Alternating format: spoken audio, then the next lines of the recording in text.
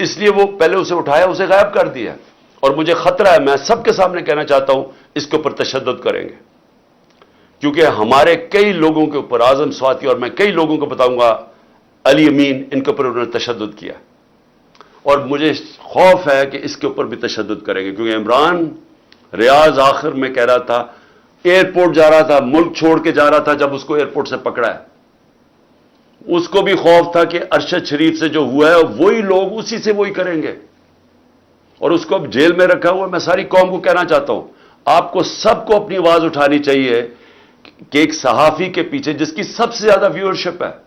اس کی یوٹیوب پہ ویورشپ دیکھیں، اس کو ٹی وی چینلز میں نہیں کام کرنے دیتے کیونکہ یہ ان کی لائن فالو نہیں کرتا،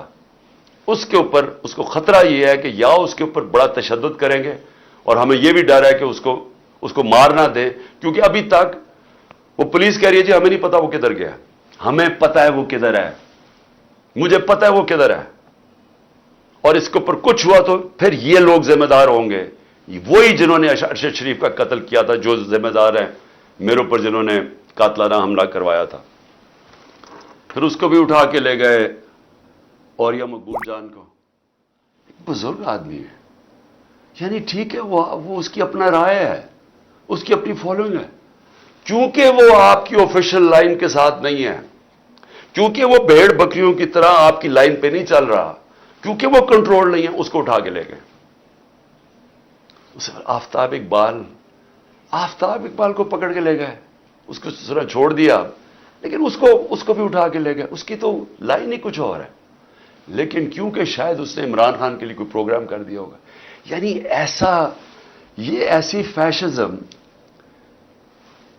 مجھے تو یہ نہیں سمجھ آتی کہ یہ کون سے ملک میں، کس جمہوریت کے اندر یہ تماشے ہو رہے ہیں، یعنی جس طرح کا ظلم ہو رہا ہے۔ اس کے بعد جب پبلک کا ری ایکشن آیا تو یہ پبلک کا ری ایکشن سے بہت زیادہ آنا تھا،